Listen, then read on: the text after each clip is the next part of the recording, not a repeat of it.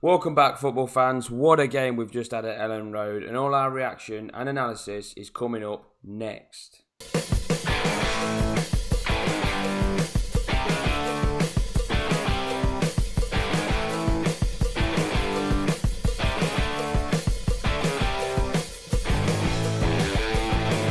Welcome back, football fans. This is the NN podcast. I'm Northie. This is Nathan, and we're going to pick the bones out of that game at Ellen Road. What a night for Leeds United. Only a point, but should we say were Man City poor or were Leeds United fantastic, Nathan? Take us through it. Well, I think the start of the game, it looked like it was going to be very much one-way traffic. Leeds sat off in the first 20-odd minutes. City just kept coming wave after wave. Diaz and Laporte were able to stroll into the Leeds United half almost unchallenged. They probably got to about 30, 40 yards out before they saw a white shirt.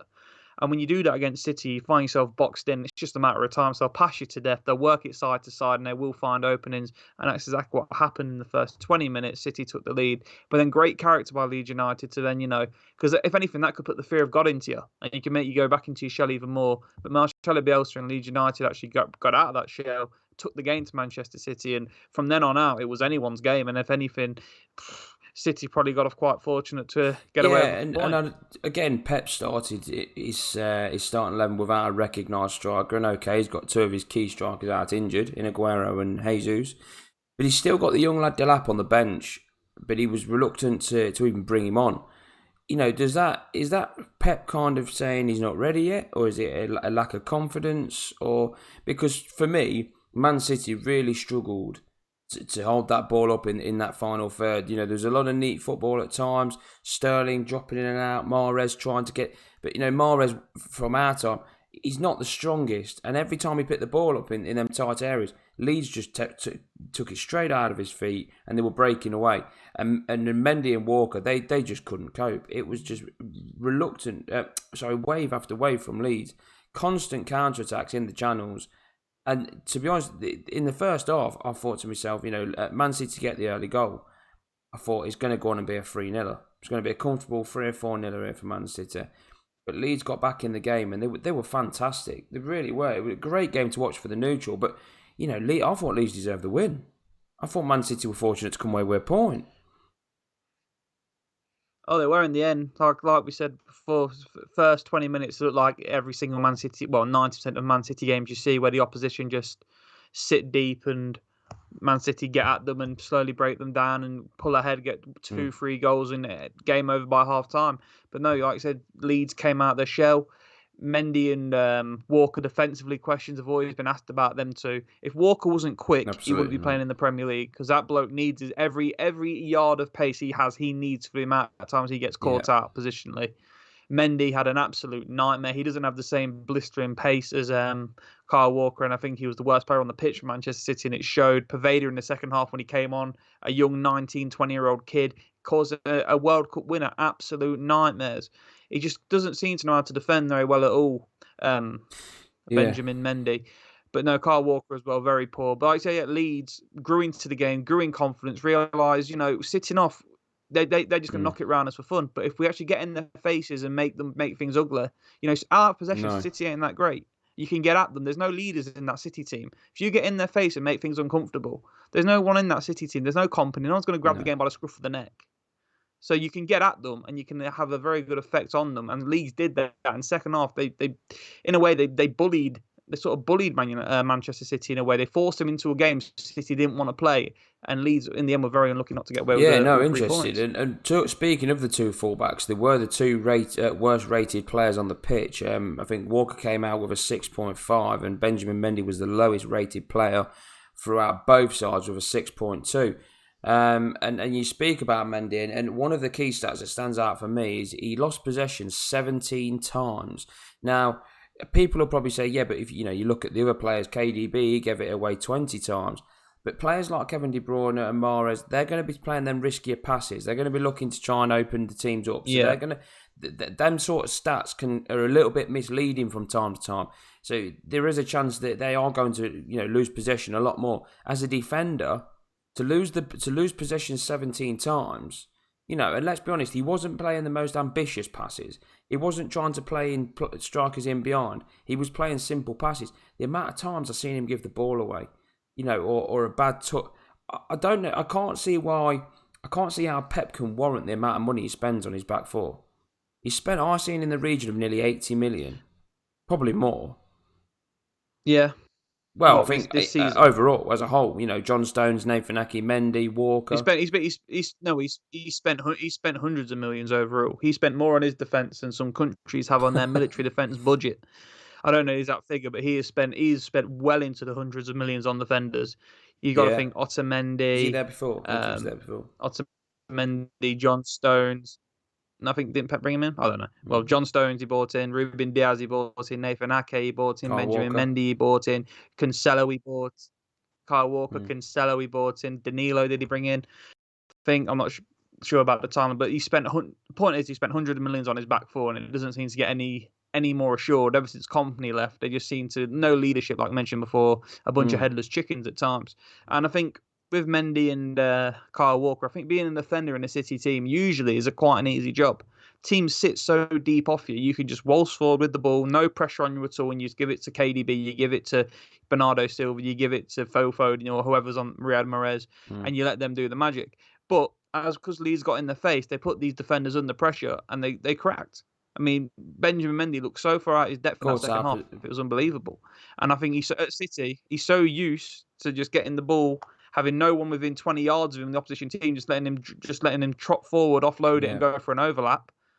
But when he actually got in his face and made things difficult for him and made him worry about what's going the other way, they did. Got found out. Like you say, the two fullbacks out of position every single time. And okay, granted, Pep was probably asking them to join the attack to try and break Leeds down and being caught on the counter, which does happen from time to time. But the new signing Diaz obviously started. What was your thoughts on him? I read a comment that he made after the game that it was basically welcome back to reality, and this is the Premier League, not in those exact words, but he said it was tough and a bit of an eye opener, as to the Premier League. You don't know, they don't take you. There's no mugs in this league, is there?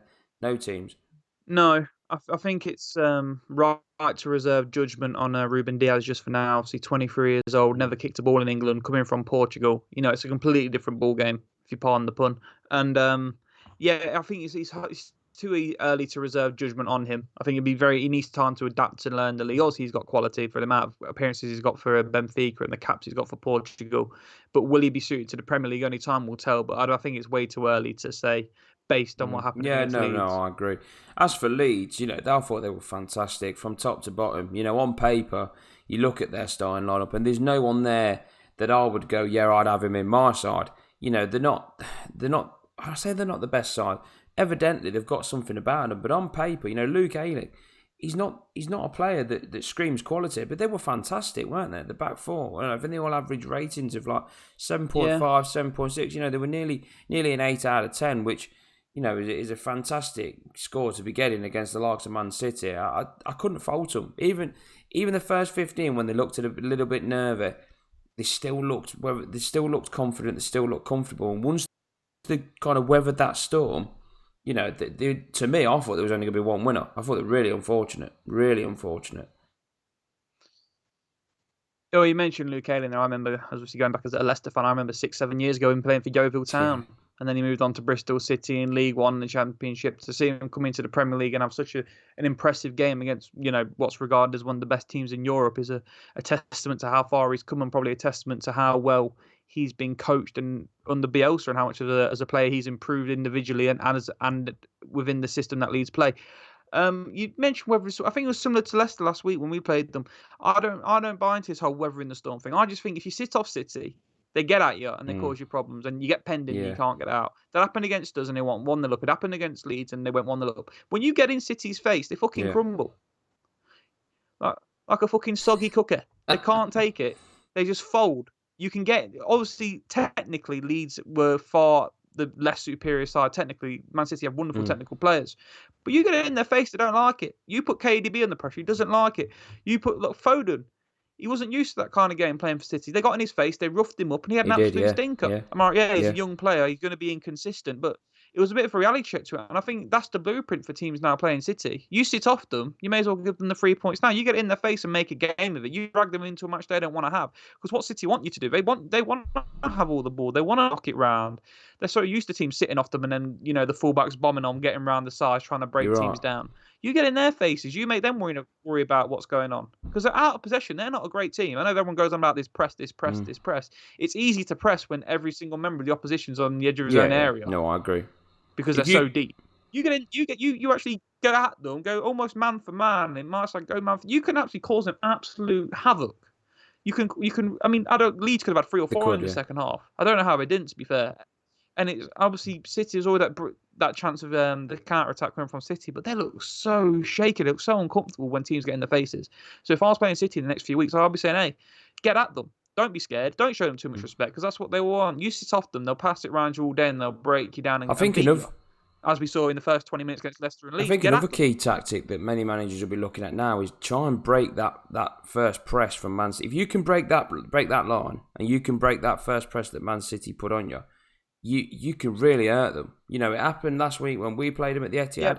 It happened several times for Leeds. If they're a little bit more clinical, if you get, not necessarily get at them, but if you can break that first line of press, Man City are in a world of bother, a real world of bother. We'll just go over the overall stats, and I've picked out some key ones here that were quite interesting, I thought. Now, the overall possession was 52% in Leeds' favour to 48% for Manchester City. Yeah. Manchester City had 23 shots on target to Leeds United's 12.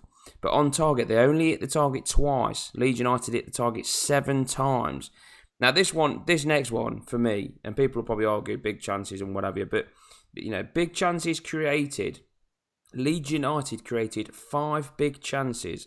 Manchester City created 0.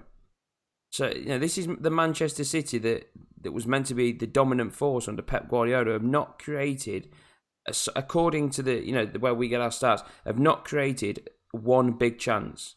The goals obviously come from, through Sterling, but not one big chance. Long balls. Now, this is obviously pivotal to our Leeds United play and how they were going to hurt Man City.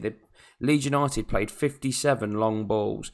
It was quite obvious from the start the way they were going to play. It was going to be direct. It was going to be quick, and they were, it was going to, let's hit them channels and let's get Walker and Mendy facing their own goal because they don't like it. And the last stat, which again, it just goes to show how poor Man City really were on the night. Possession lost. Leeds United 117. Manchester City 142. So you can see there that Leeds United have got all the stats, the positive stats going in their favour, but Manchester City just weren't at the races again. It's second week on the bounce. No, I think the most important one there, the most eye-opening one for me, is the possession lost. I mean, Leeds had more possession and only lost the ball nearly 30 less on fewer occasions, and that for me is a testament of Leeds getting in the face. Because City, in reality, City should be having Guardiola's renown from possession. In a normal game, they'd have about 60-70% possession because teams sit off them. But you got in their faces. They didn't like it. They don't like it. They don't like being put under pressure, and they cracked. You got in the face. You made it ugly. You made them make mistakes like Benjamin Mendy, like Kyle Walker, like Phil Foden. And these players who aren't used to having, midfielders get in the face on the halfway line, 40 yards out, making things difficult for them. And they just couldn't handle it. They had no plan B. They couldn't adapt to it. Leeds United dragged Manchester City into a fight that Manchester City did not have the stomach for. Let's have that right, because Man City did not have any leaders on that pitch at that time. So when things were going, when Leeds were starting to get implementing their style onto the game and getting the game how they wanted it to be played, there's no company on the pitch to grab the game by the scruff of the neck, settle everyone down. They even tried to bring on Fernandinho to try and do that, put another body in the middle and bolster it out. It just didn't work. There's just no leadership on that pitch, and Leeds United fully deserved to win, and I think fair play to Marcelo Bielsa for being brave enough to take the game to Manchester City, and it proved what a soft underbelly Manchester City exposed 2 weeks on the bounce. Yeah, like I say, Leeds United, fantastic. We said in our predictions at the very start, before anyone had kicked a ball, that we thought Leeds United were going to be around about mid-table, and I still think they will do. We only are 4 games in, and you do get a good momentum from coming up. So let's not get carried away too much. But what a team! Fantastic to watch. Really enjoy watching them. Leeds United at the moment. They're a great team to watch from neutral. Who was your man of the match overall? Well, we've spoken about how vulnerable the fullbacks were for Manchester City. On the flip side, the Leeds United fullbacks, Stuart Dallas and Luke Ayling, were absolutely superb. I'm going to go with Luke Ayling. I know Stuart Dallas got a higher rating, I think, overall, but Luke Ayling, just for the fact that I mentioned, I can think back to 7, 8 years ago, him playing for Yeovil in League One, Bristol City in League One, moving to Leeds, to see him come in the Premier League against, quote unquote, one of the favourites for the Champions League last year, which Manchester City were with the bookies, to come into a game like that and, look so sound, look so comfortable, look a threat going the other way as well. I think it's a massive testament to him and the improvement he's got. So I'm going to go with Luke Ayling as my man of the match. I would like to agree, but I'm just going to throw Calvin Phillips in there as well. I know he got a lot of stick when he first got called up to the England squad, and we all questioned it. But after watching him, I thought he was fantastic. Broke up the play. He's passing it. His vision is second to none. Second to none. Yeah. Wonderful range. And I think now he's in the Premier League, we're all getting to see that now. So, for me, Calvin Phillips, but no, I would agree, Luke Ayling was also up there. And Stuart Dallas, they were fantastic overall. But you can't really pick a bad Leeds performance out, really, can you? You can't. But that's all we've got time for. That's reaction to the Leeds United Manchester City. Obviously, it finished 1-1 overall at the full time. Again, let's hope Leeds carry on this aggressive and direct style of play, because it's fantastic to watch as a neutral. As for Man City, well, I think it's going to be a long old season, and I think Pep's going to be he's going to be scratching his head a little bit more than what he's used to this time round. But as for that, my name's Norfolk. This is Nathan. That's our reaction to the Leeds United Manchester City game. We hope you've enjoyed it. We're going to be bringing plenty more. Let's hope Manchester United and Spurs has just as much in store. As for now, take care.